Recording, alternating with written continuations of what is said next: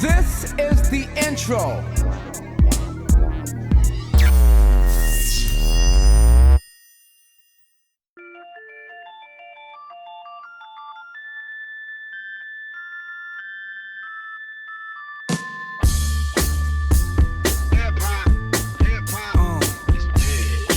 I had to flip this track again, y'all.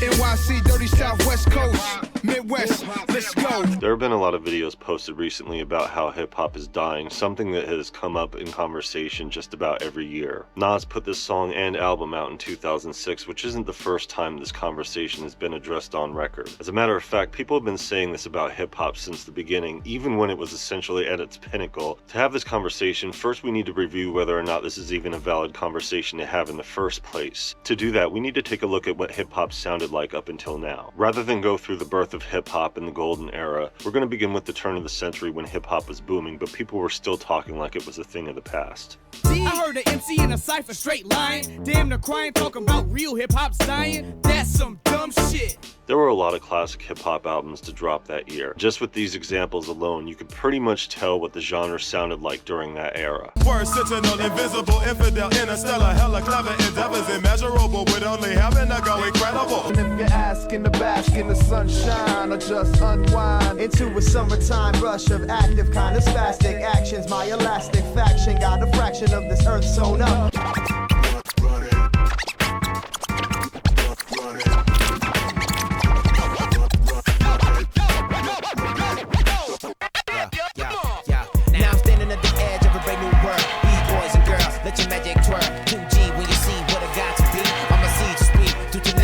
Even rappers from around the globe are beginning to make waves in the States. Fini les costards à la Marlon Brando. La démarche calque sur De Niro de l'accord studio. Heureusement que la santé fleurit à Fresnes, qui rêve de politique pour être un gangster moderne. There were a ton of obscure titles as well.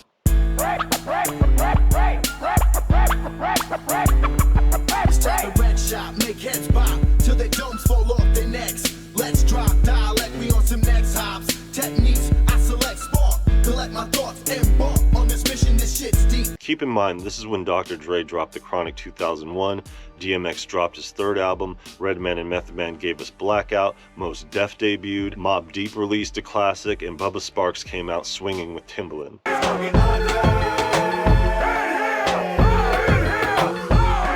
Don't forget about this. I sit back with this pack of zigzags and this bag of this weed. It gives me the shit needed to be the most meanest MC on this earth. This was the same year that Interscope Records brought us a full-length classic hip-hop album from a group that seemingly nobody ever heard of beforehand. Hey yo, my quality control captivates your party patrol. Your mind, body, and soul for who the bell tolls like the rhythm explode. Big, bad, and bold, being boys of old. Speaking of classic hip-hop, there was also this anthem. It's bigger than Hip hop, hip hop, hip hop, hip. It's bigger than hip hop, hip hop, hip hop, hip. As you could clearly tell, hip-hop was flourishing in the new millennia. But it wasn't just the mainstream. The independent artists were making some of the best music in the industry. After teaming up with Dan the Automator, Dell released what many consider to be the best concept album in hip-hop. Plus entertainment, where many are brainless. We cultivated a lost art of study and I brought a buddy. Automator, harder slayer, fascinating combination. Cyber warlords are activating abominations. This was also the time that Necro released his debut album, I Need Drugs. Mr. Death, Dr. Demise, Surgeon Slice. You'll die really slow if you don't appreciate life. You're whack if you don't appreciate knives. The way a knife slice is precise. If try if it's a demonic device. Speaking of the underground, another obscure title from that era was the Analog Brothers, which featured a group of MCs and producers, including Kool Keith as Keith Korg and Ice-T as Ice Oscillator. Mr. Helmos, Oscillator, check your data, calculate your loss, the crime boss, the overlord, documented with more flows and transpose, everyone knows digital blows, watch the flying elbows, in goes the primal analog plug, prepare to truncate as I oscillate, subtones, rooms vibrate, hoes gyrate, Yuri's pulsate, analog fake, destruct, conduct a new click track, you heard of that? Bring that beat back, matter of fact, delete the whole track, where's my fucking rolling at? 808, distort the kick. If hip-hop sounded like this at the turn of the century, there is no chance in hell that it just up and dies within the next few years, especially with this being the beginning of a lot of stable careers in hip-hop music. Hip-hop was so vibrant during this time, a ton of subgenres and crossovers also began to emerge. This is me, in the United States of amnesia. Your state of the union don't address me when my block is in a seizure. This is me, the revolution televised in the century. Millennium Armageddon, every time you hear a mention. Together is a pretty interesting story, especially from Dell's perspective. He's done a few interviews on this, and I'll leave the links in the description so you guys could check it out. Aesop Rock also released a classic album that was an ode to the working stiff and struggling artists. We, the American working population, hate the fact that 8 hours a day is wasted on chasing the dream of someone that isn't us. We may not hate our jobs, we hate jobs in general that don't have to do with fighting our own causes.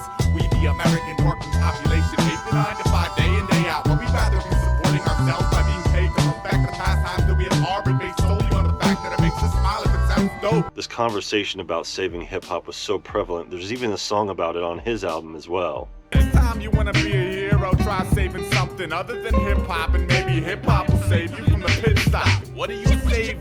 Honestly, what are you saving? Honestly, promise me. Don't shut the fuck up and recognize what you hold that ain't really broken. What are you saving? While all this was going on, something else was happening in the Midwest that would change the industry forever. Why do you ever wanted me rapping, but I knew within me I can make it happen. Flipping hella different to get it cracking, never biting nothing. I was never jacking millimeters, spitting, ripping up a show and got the people tripping everywhere we go. And now we getting you to know the misery is coming. We were some other haters running when we gunning. After Strange Music was established and Angelic was released, the label devised a one-of-a-kind marketing strategy. In 2002, 50 Cent signed to Shady Records.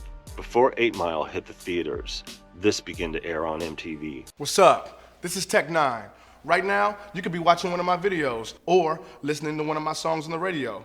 Except the people pretending to be your friends in the music industry won't play you what you want to hear. You know what? The industry is punks. Don't let them tell you what you should see, what you should think, or what you should feel. Go to therealtech9.com and listen to the new voice of reason. Download my new album, Absolute Power, for free. Step up and be heard. Knowledge is power, baby. Tech 9? Absolute Power peaked at number 3 on the Billboard US Independent charts, 28 on the US R&B/rap albums, and 79 on the Billboard 200. Don't nobody wanna deal with it, they got it together for real and even think it's on thoughts. Everybody wanna do what everybody else doing, the copycat is what they've been taught. I'ma get in the brain of the lame, I contain pain, and I'ma give it to the rap game. The way you're doing it, the way you're pursuing it, you're gonna ruin the villain, it's a change. Go to therealtech9.com and listen to the new voice of reason. Download my new album, Absolute Power, for free. Knowledge is power, baby. Absolute power. Tech 9? The album was a double disc and included a DVD that was loaded with bonus features.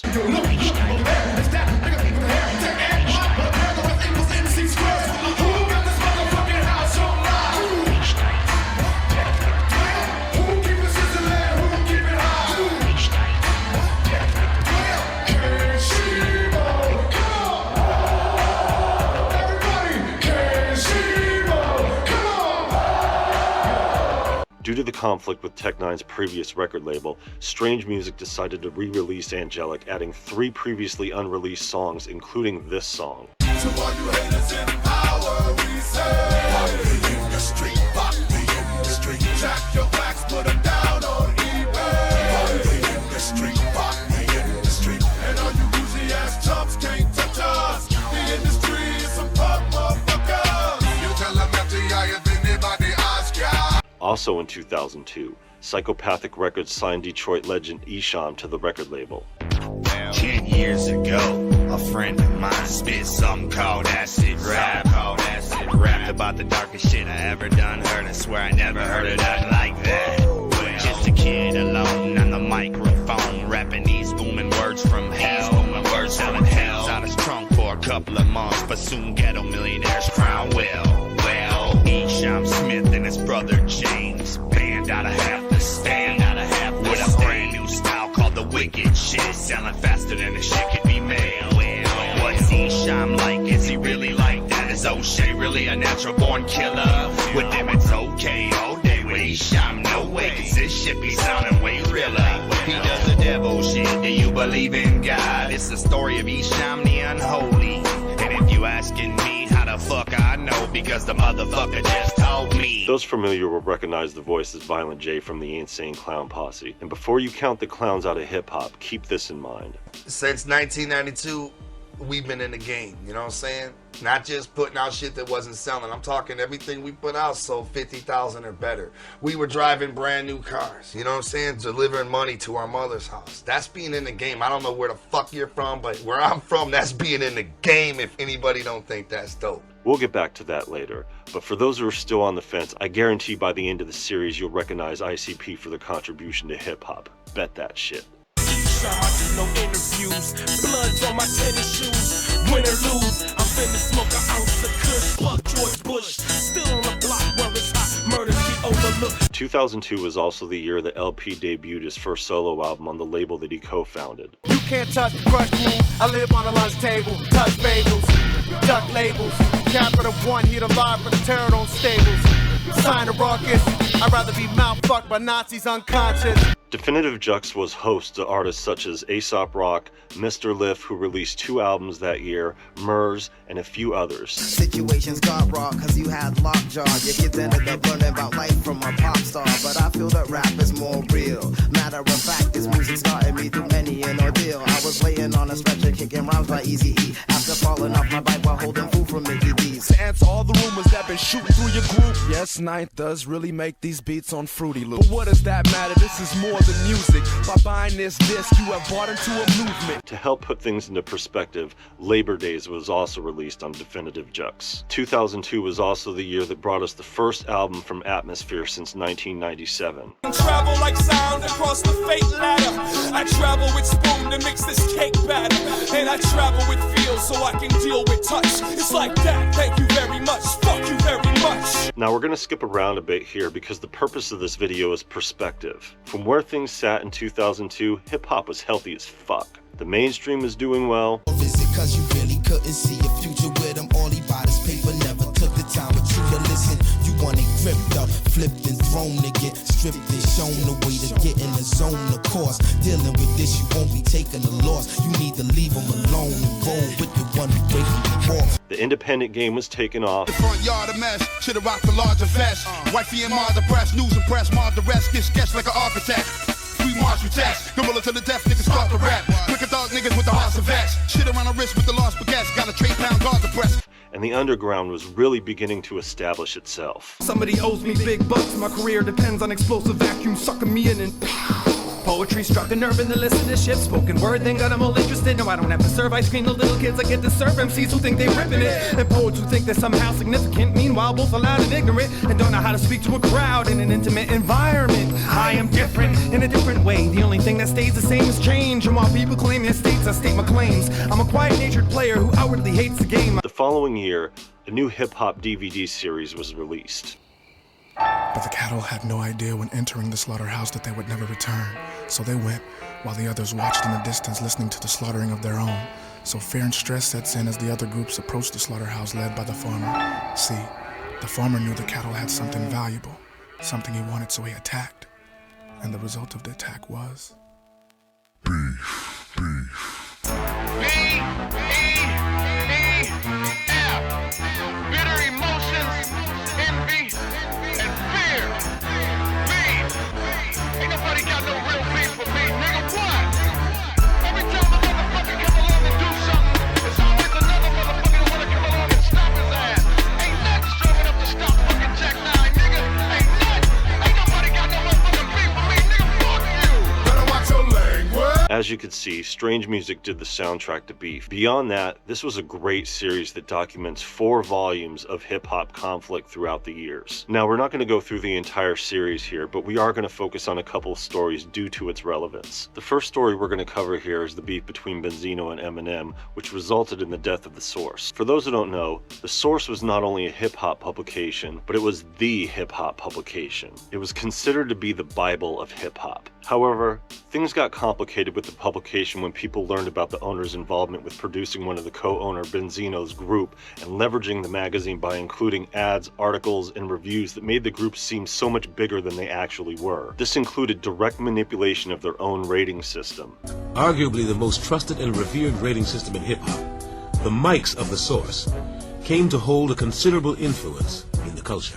Benzino's Made Men album received 4.5 mics, joining a short list that includes some of the greatest rap albums of all time. Interestingly, the writer who reviewed the album doesn't exist. They retroactively made Benzino co-founder after 15 years of the publication's existence, and it wasn't long before more people began to take notice. It wasn't difficult to see what was going on, especially with all the ads for Benzino and his groups that started to take up the bulk of the magazine. If it wasn't about Benzino or his groups, it would be someone associated with them at some capacity. Benzino would hit up industry artists for features, and if they refused to work with him, they would get slammed in the magazine or receive a lower mic rating for their album. The biggest insult to this is Benzino and his groups were bad. Oftentimes really bad. But what finally killed the Source was Benzino's personal vendetta against Eminem. It was completely transparent. Benzino was clearly mad at Eminem's fame, connections, and talent that he simply didn't have. So what did he do? You guessed it. In its February 2003 issue, The Source squared off against all its rivals. A free pull-out poster in the center of the magazine featured a cartoon Benzino ripping a cartoon Eminem's head and spinal cord out of his body. Of course, this was after attacking Eminem on record, starting a battle back and forth that Eminem clearly won. After having his ass handed to him on record, Benzino kept going, but turning his sights on D12 and other people around Eminem. In a last-ditch effort to end Eminem's career, The Source got a hold of some unreleased tapes from his past that included a song called The Racist Rap Hour and another called Foolish Pride. He said, listen, this is the real Eminem and we're tired of it. It might seem unusual for a top-selling monthly magazine to deliver a message outside its pages, but less unusual when the target audience is not fans, but the national mainstream media. We got to make this the same way that you guys have treated Mike Tyson. You guys are treating Kobe Bryant. You guys have treated R. Kelly, O.J. Simpson. As you could tell, there was a lot of inflammatory content within these tapes. Regardless of whether or not they were released, they were recorded, therefore memorialized for the world to eventually hear. To put them out after all this drama within the magazine, using The Source to publish them on an actual CD that was included with the month's issue, they pulled out all the stops for this. In addition to the interview with the people involved recording, Benzino himself did a several-page reaction interview and even included one of his own songs on that very CD. They weren't being journalistic with their approach, and it was a clear effort to win after losing the battle with Eminem on record. Benzino and The Source continued to push the narrative, especially after it did not receive the attention they wanted. Hip-hop's Bible was reduced to a razor-thin publication that only served to pursue Benzino's agenda. With most employees moved on to other publications, there was nobody left to help promote The Source's agenda. They were done. The death of The Source kind of felt like hip-hop did in fact die. Therefore, anybody making the argument that year did have a valid point to make. Hip-hop is bigger than just one publication, however, regardless of its contribution. Meanwhile, in Detroit, something else was boiling over with D12, Eminem, and Royce the 5'9". All the beginning stages of Eminem's career, he was with Royce. Slim played Dre one of my demos, and Dre liked it. So I went out to Cali. I started working like on the Chronic album, helping them out or whatever. I wrote a couple songs. One of the songs made the album. It was called The Message featuring Mary J. Blige. M had his back 100%. He loved Royce. Royce the 5'9" was the first priority to come out. Royce was in the driver's seat. The long and short of it is that Royce's manager at the time said something in a publication that got back to Dr. Dre. When confronted about it, Royce decided to ride with his manager, went on the radio and started beefing with D12. Because Royce and D12 were both in Detroit, the proximity created an atmosphere of potential violence. Y'all really want to play, we right under your nose. I do this, I wear this, I keep this. I don't just go anywhere. I don't hang out. I don't go to clubs. After a bit of back and forth between the two camps, things began to boil over in Detroit, but in the middle of making beef too, this happened. I ran into a little incident where me and Proof finally seen each other. Proof from D12. Where do this go? I mean, they gotta hit back. What if they get it bizarre or somebody like that? You know what I'm saying? Or do something stupid. If I can stop the shit, let's stop the shit. You know what I'm saying? If I talk to Proof and I say, yo, look, we squashing this, that means I'm squashing it with anything that got to do with it. We reconcile. I'm not going to hold that against you. Hopefully you don't hold nothing that from this side. Because the best thing is, I would love to see your kids grow up and fight for your publishing. I would love to see my kids go up and fight for publishing. You know what I'm saying? That's the way I look at life. Between this situation, the beef with 50 Cent and Ja Rule, and what happened with The Source, Eminem had enough.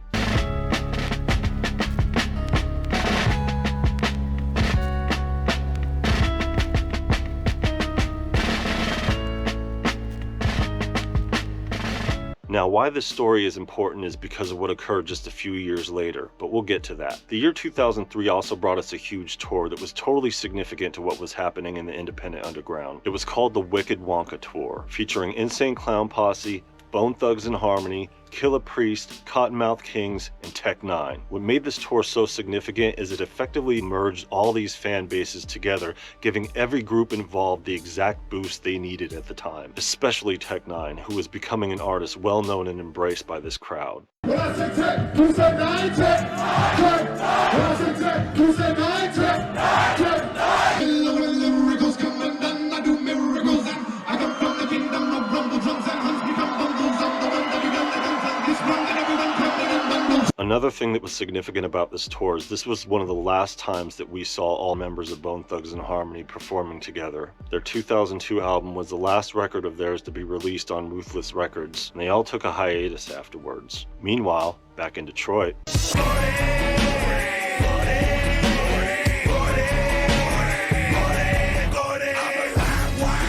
The stage with high adrenaline. The purple and sage, go cop some swishers then. Gun his ass punching by his earlobe. Cut his ass, cut him right in here. for those who recognize his face, King Gordy played the burger-flipping rapper interviewed in the studio in the 8 Mile movie. More importantly, he's a huge factor in the underground, and 2003 was the official launch of his solo career. A$AP Rock also released Bazooka Tooth that year. Who stole the mixtapes? Who stole the fame? Who stole the cypher slayers? Train buffers, my fancy. Up jumps the boogie delivering eye candy. Flow through the muck with clutch when I tried it. Never give a fuck how far I you are dealing with a reborn Escalade poltergeist. Up front, sidewalk cypher stuck at the bus stop. Wood must not sleep under the invader. No batteries, no jumper cables. The reason why I bring him up again is that the conversation about hip-hop dying was also addressed on this album. Check it. This is for all those super scientifical geniuses turned underground thug who think hip-hop is dead but can't get their fucking style out of 94. Point to us like we're not hip-hop. Now the song itself addresses the issue very specifically and features LP on it, who also produced the track. That's why I always get respect from true soldiers and laugh at the critics claiming every year hip-hop's over. Fuck you, hip-hop just started. It's funny how the most nostalgic cats are the ones who were never part of it. The irony in all this is before Run the Jewels, Killer Mike was also a solo artist who just happened to debut that year as well. This was his take at the time. Rapping, rocking, my music, and y'all just say hip-hop is Killer Mike. Hip-hop is Killer Mike. Knew it was a bad day when I woke up. NWA's gone and rage broke up. Dead prayers ain't moved the units that they should've. Rappers on top don't spit like they could've. Atmosphere released another album in 2003. I'm not insane, in fact I'm kinda rational. When I be asking, yo, where did all the passion go? East Coast, West Coast, down south, Midwest. Nowadays everybody knows how to get fresh. Somebody give me a big yes. God bless America, but she stole the beef from Bless. And then there was 2004. God show me the way because the devil's trying to break me down. Kanye West debuted College Dropout in February, so this is pretty much how hip-hop kicked off the year as far as the mainstream was concerned. Not a bad start, but there are a few other hip-hop classics in 2004 as well. Jody can't breathe when I come through, hum to some shoes, gotta be 20, man, it's not even funny, they can't. The chokehold's too tight, the left looks too right, you know what, you right, these can't look. This song really made its way around, but there was another album that I feel deserves credit for Hip-Hop Album of the Year, and that honor goes to none other than Royce da 5'9's Death is Certain. It's hip-hop, strong or not, this is rap basketball, stats all you got. Long as you hot and your flow can hold up to knowing that all of your short goals is long shots. 90% of you niggas ain't hard, here just to get a rep, you not gang stars. The finest flow will amaze, rap without me is the source minus the quotable page. Hip-hop. And for those who recognize the background song in Beef 2, this is where it came from. What's beef? Beef is when these rappers be believing they rhymes, and a nigga like me just take it one day at a time. Beef is when you die because of your CD. When I come from your blind side before you see me. Hip-hop was in great shape in 2004. American politics were boiling over, and with Eminem's Encore album, he decided to make a statement to the world. No more blood for oil, we got our own battles to fight out our own soil. No more psychological warfare to trick us to thinking that we ain't loyal. If we don't serve our own country, we're patronizing a hero. It wasn't just Eminem, though. The Beastie Boys seemingly came out of retirement and released their first album since Hello Nasty in 1998. Check the beats from the past, start taking their toll, and what we do now is future molding. Columbine bowling, childhood stolen. We need a bit more gun controlling. Right now, what is going on? We gotta get it going on. Before super gone, we gotta work together. It's been too long. Speaking of white boys from New York, Please welcome to the stage. Escape from New York, but I be on some Brooklyn bullshit. I put clips as fast as I dose chicks with dope tits. Harmy Lee called, said the coke surviving at 6. Got my name all in your mouth like you lob with a brick. Click me on the tube, chain swinging down to my shoes. Light up the room, African boom, sparking and zoom. Disciple of rock, the type of range, rifles and cops, and spiteful. Fakes get left shaking like Michael J. I feel like Fox. the AIDS-affected needle acupuncture. Gangster and hustler, murderer and kidnapping suspect. Rapper and dust head, from blood red to drip blue. My shit's too colorful, running through with 100 goons and maniacs. 2004 was when Ill Bill also debuted his first solo album. Where did I go wrong? Took the wrong turn, wrong path. What's wrong with Bill? Inspired by songs to kill. Cold-hearted, how can a person be taught to feel? Thoughts concealed by a shield of alcohol and pills. God is an atheist. Why should I believe in religion? I'd rather get my dick sucked than cook keys in the kitchen. Ill Bill's brother was really coming into his own and released his third solo album as well. You're the master of puppets. Gets rid of your corpse at acid and buckets. Attracted to ruckus like magnets, like Cro-Mag pets. I'm banging St. Agnes, Satan the Baptist. Sacrilegious like Charlie, rugged like Harley Davidson bike. Or Kerry King and spikes, or show no mercy. Iller than Percy Miller, no one will reverse me.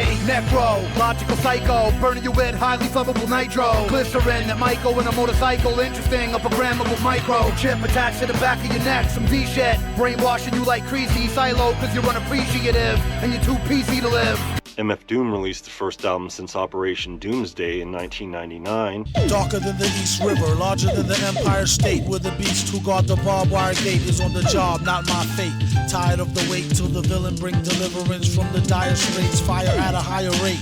Why debate the liars, flyers scatter by a plate, isolate the wires. Try the straight pliers, if not the vice grips, a real price saver way to acquire nice whips. And although it was the first MF Doom album since 1999, the prior year came this album. The final hour is approaching for the people of Earth. Hear this. She said, excuse me, Dylan, you be illin' with the wordplay. He said, thank you very much, I'm billing till Thursday. Once heard a beat drum sounded like a sloppy knock. Whoever was on the mic, speech is pure poppycock.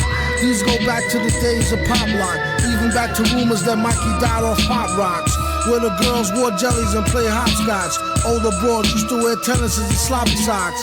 MF Doom was on a bit of a tear, releasing albums using other aliases, including the first Victor Vaughn album that was also released in 2003.